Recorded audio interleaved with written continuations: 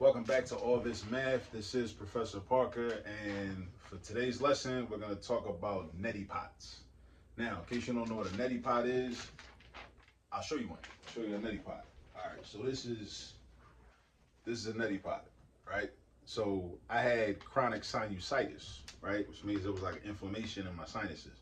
So what you do is you fill this up with water, right, distilled water. And then you put a packet of sodium. It's a mixture of sodium bicarbonate and also sodium chloride, right?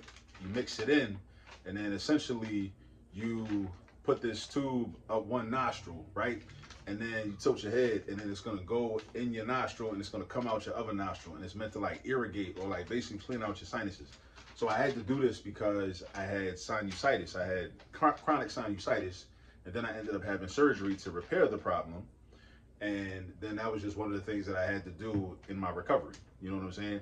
So I was looking at, the information on the neti pot and the container and everything. And I was like, yo, I could create some math problems based on this, But before I go on, I do want to shout out my girl because my girl was the one that like encouraged me to look into this, you know what I'm saying? Look into like, my sinusitis, find out more information about it and eventually end up having surgery to correct the problem. Because I had it for a while, going back a few years, but I'm the type to just thug it out, So I was kind of like just living with it, but I'm glad that she did that. Glad that she encouraged me to, get my sinus situation, corrected and whatnot. So shout out to her.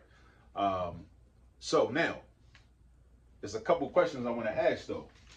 All right, but first, hold up. Let me put this neti pot down, right? So I already mentioned that along with the neti pot, when you purchase the neti pot kit, you get these packets, right? This is an all-natural sinus wash saline packet, all right? A saline packet. Now, the active ingredients are sodium bicarbonate, which is basically baking soda. So this is kind of like it's a math lesson, but it's also like a chemistry lesson too, right? So sodium bicarbonate, I think that's actually NaC. Well, I got it written down. No, I'm tripping. NaH. So sodium, and then hydrogen, and then is it carbon and oxygen, 3 atoms of oxygen. So baking soda is NaHCO3, right? And sodium chloride is table salt. So table salt, the salt you put on your food, you know what I'm saying, when you're about to eat, that's table salt, right? That's sodium chloride. So that's NaCl. Sodium chloride, sodium, hydrogen, carbon, oxygen is sodium bicarbonate, which is baking soda, table salt, sodium chloride, you know what I mean? So this packet, right? This little packet, it's got some sodium bicarbonate in it, and it's got some sodium chloride in it. So what we're about to figure out is, mathematically, what percentage of this packet is baking soda or sodium bicarbonate. Then we're going to figure out what percentage of the packet is table salt or sodium chloride. Then we're going to figure out what's the ratio or the relationship between the amount of baking soda in the packet or sodium bicarbonate to the amount of table salt, which is sodium chloride in the packet. Now, first question is this. If we want to know what percentage of the packet is baking soda, we need to know, well, a few things. But one thing is, what's the total quantity in the packet? So this packet says that sodium bicarbonate there are 700 milligrams of sodium bicarbonate, and there are 2,300 milligrams of sodium chloride. So let me write that down. So sodium bicarbonate is 700 milligrams, right? And sodium chloride, which is table salt, sodium chloride, table salt, is 2,300 milligrams, right? So now, if we want to know the percent of baking soda, we create a fraction, all right? So basically, we take the quantity of the amount that we focused on, we divide it by the total amount in the whole object or the whole item, right? The whole packet, basically. And then we take that after we divide, and we're going to multiply that by 100. So it's going to look like this. And this is how you find a percentage in any situation. So the amount of baking soda is 700. So that's going to be our numerator. So I'm going to write that right here. 700 is our numerator. And then the total amount is the table salt plus the baking soda. The table salt plus the baking soda. So that's going to be 2,300 plus 700. That's our denominator. And then we're going to take that and multiply that by 100, because this is going to end up being a decimal. And you take the decimal and multiply that by 100 to get the percentage. So that's how you set it up. All right. So that's how we're going to figure out the percentage of baking soda in this packet. Like how much of this packet is actually baking soda. And a percentage is basically just a fraction, right? A fraction with a denominator of 100. That's why we use percentages, because it's like a way to standardize everything. So everything can be compared easily, because everything's out of 100, right? It's not out of 60. It's not like this thing is out of 60. This other thing over here is out of 45. Because how you want to like if you had to compare like 38 out of 45 to 50 out of 60, that would be a little difficult, you know, to compare. You'd have to create a standard of comparison, you know? And that's why it's like so difficult when people have like conversations about who's the best athlete, who's the best basketball player, who's the best football player, who's the best rapper, who's the best singer. You know what I'm saying? Like, it's so difficult because we don't have the right metrics and we don't have a way to standardize the comparisons in a lot of situations. In some situations we might, but it's kind of difficult to do that. But anyway, with percentages, what you're doing is you're creating a situation where your denominator is going to be 100. So, and that's why we multiply by 100. So basically it's 700 divided by 3,000, because 2,300 plus 700 is 3,000. And then you get 0.233, repeating, the 3 is going forever. And then when you multiply that by 100, you get 23.3%. So that's how much baking soda or sodium bicarbonate is in this packet.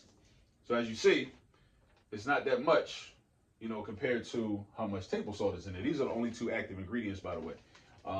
Table salt and baking soda. So let's figure out how much table salt is in there. Now, since these are the only two active ingredients, one way we could figure out how much table salt is in there is we could just subtract this from 100. For real, we can just subtract this from 100, because there's only two things in there anyway. So it's this, and then the other number represents how much table salt is in there.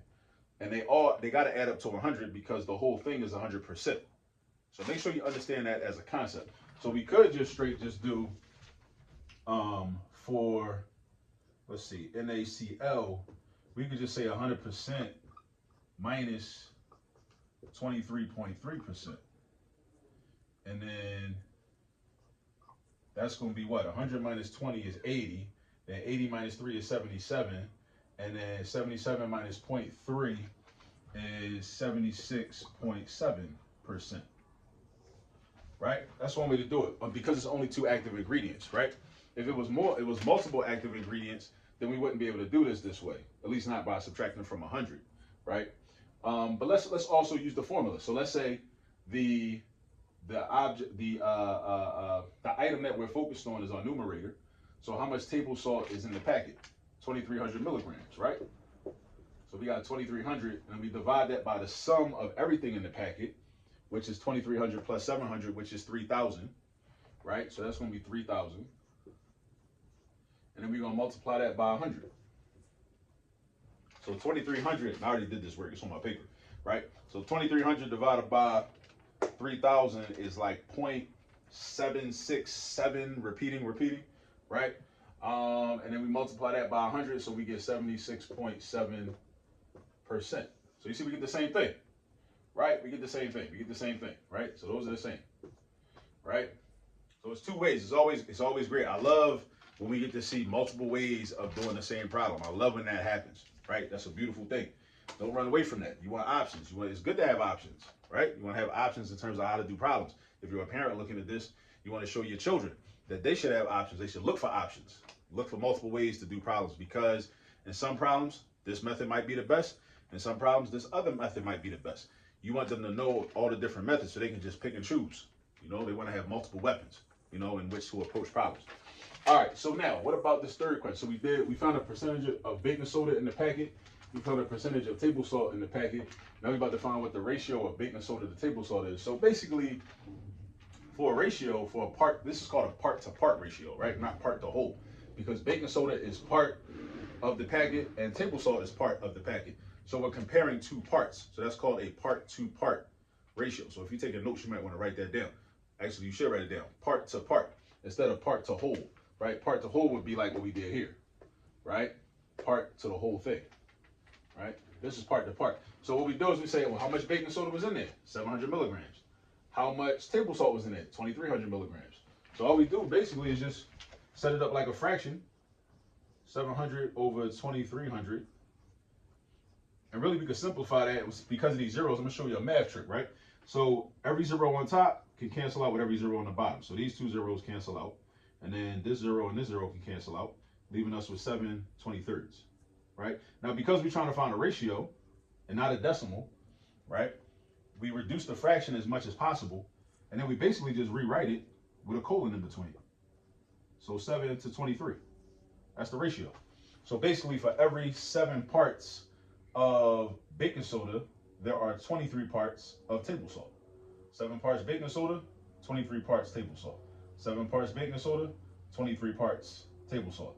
So now, in 2 packets, if we would have to double both of these numbers.